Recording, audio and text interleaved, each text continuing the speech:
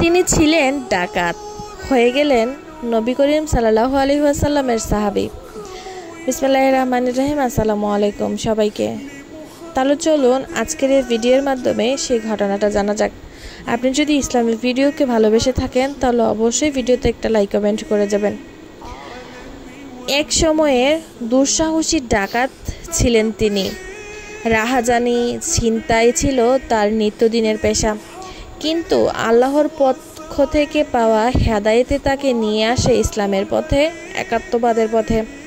বলেছিলাম ইসলাম ধর্ম গ্রহণকারী চতুর্থ সাহাবী হযরতে আবু যর গিফারি রাহমাতুল্লাহ আলাইহির কথা, যার ইসলাম ধর্ম গ্রহণের ঘটনা আপনাকে অনুপ্রাণিত করবে। তিনি ছিলেন গিফার গোত্রের অধিবাসী। মক্কার সাথে বাইরের জগতের সংযোগ ঘটিয়েছে যে আদন উপত্যকাটি, সেখানে তিনি ওই গোত্রের বসবাস। তাদের অন্যতম পেশা ছিল ডাকাতি। পুরো গোত্র ডুবেছিল অজ্ঞতা আর কুসংস্কারের কালো আধারে।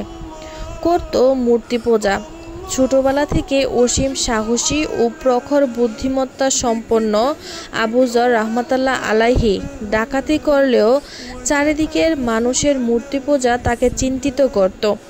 তখন থেকেই নিজের মেধা ও দূরদর্শিতাকে কাজে লাগিয়ে তিনি ভাবতে থাকেন বিশ্ব ব্রহ্মাণ্ড নিয়ে। আল্লাহ তার ভাবনা চিন্তাকে সহজ করে দিলেন, খুঁজে পান একক ও অদ্বিতীয় সত্তাকে। তখন নিজের ভুল পেশা ছেড়ে দেন এবং নবী করিম হযরত মুহাম্মদ সাল্লাল্লাহু আলাইহি ওয়াসাল্লামের কাছ থেকে ইসলাম ধর্ম গ্রহণেরও 3 বছর আগে থেকেই নামাজ পড়তেন নিজের মতো করে। তখনও রাসূলুল্লাহ সাল্লাল্লাহু আলাইহি ওয়াসাল্লাম নবুয়ত প্রাপ্ত হননি। তাই বলা হয়ে থাকে আবু যর জাহিলিয়ার যুগেও একাত্মবাদী ছিলেন।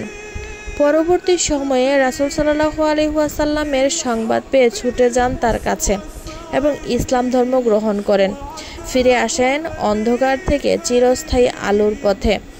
আসহাবে রাসূলের জীবন কথা। আগে থেকে এক আল্লাহতে বিশ্বাসী আবু যর রাহমাতুল্লাহ আলাইহি একদিন জানতে পারেন মক্কাতেও এমন একজন নবী এসেছেন যিনি এক আল্লাহকে বিশ্বাস করেন। এই সংবাদ পেয়ে প্রথমে তিনি তার ভাই উনাইসকে মক্কায় পাঠিয়ে নতুন নবী সম্পর্কে জানতে থাকেন। কিন্তু উনার কাছ থেকে পাওয়া তথ্যে তিনি সন্তুষ্ট হলেন না। পরে নিজের যৎসামান্য খাবার ও পানীয় নিয়ে রওনা হলেন মক্কার উদ্দেশ্যে। সেখানে গিয়ে পরিস্থিতি কতটা অনুকূলে সেটা বুঝতেই সারাদিন কাটিয়ে দিলেন। শত্রুদের আশঙ্কায় কাউকে নবী করিম সাল্লাল্লাহু আলাইহি ওয়াসাল্লামের সম্পর্কে জিজ্ঞাসা করতেও পারছিলেন না। দিন শেষে রাত এলে তিনি ক্লান্ত হয়ে শুয়ে পড়লেন মসজিদে হারামের এক কোণে। আলী রাদিয়াল্লাহু তাআলা আনহু তাকে দেখে পরদেশি মুসাফির ভেবে নিয়ে গেলেন নিজ বাড়িতে। উত্তম থাকা খাওয়ার ব্যবস্থা করলেন। তবে উভয়ের মধ্যে নিজেদের পরিচয় নিয়ে কোনো কথাই হলো না। এভাবে 2-3 দিন কেটে গেল। তৃতীয় দিন তিনি সাহস করে কথা বললেন। আলী রাদিয়াল্লাহু তাআলা আনহু তাকে সাহায্য করবেন এই শর্তে তিনি তার যাত্রার উদ্দেশ্য তাকে বললেন। জানতে চাইলেন রাসূলুল্লাহ সাল্লাল্লাহু আলাইহি ওয়াসাল্লামের সত্যতার কথা। তার বক্তব্য শুনে আলী রাদিয়াল্লাহু তাআলা আনহুর মুখমণ্ডল খুশিতে উজ্জ্বল হয়ে গেল।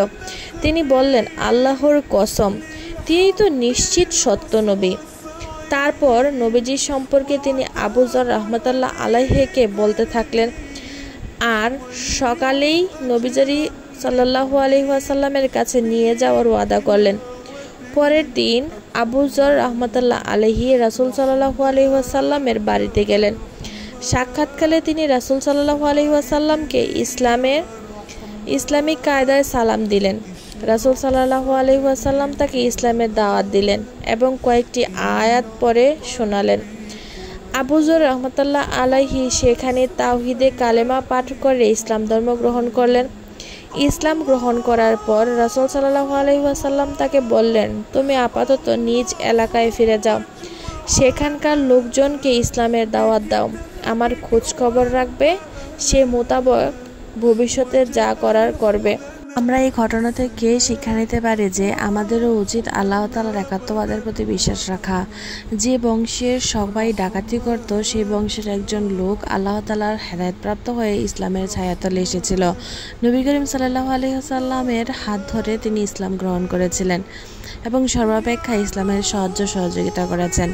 আমাদের উচিত আল্লাহ তাআলার উপর ভরসা রেখে নবীর দেখানো পথে এবং আল্লাহ তাআলার নিয়মিত বিধান অনুযায়ী জীবনকে অতিবাহিত করা এবং আল্লাহর সন্তুষ্টি অর্জনের জন্য জীবনকে পরিচালনা করা।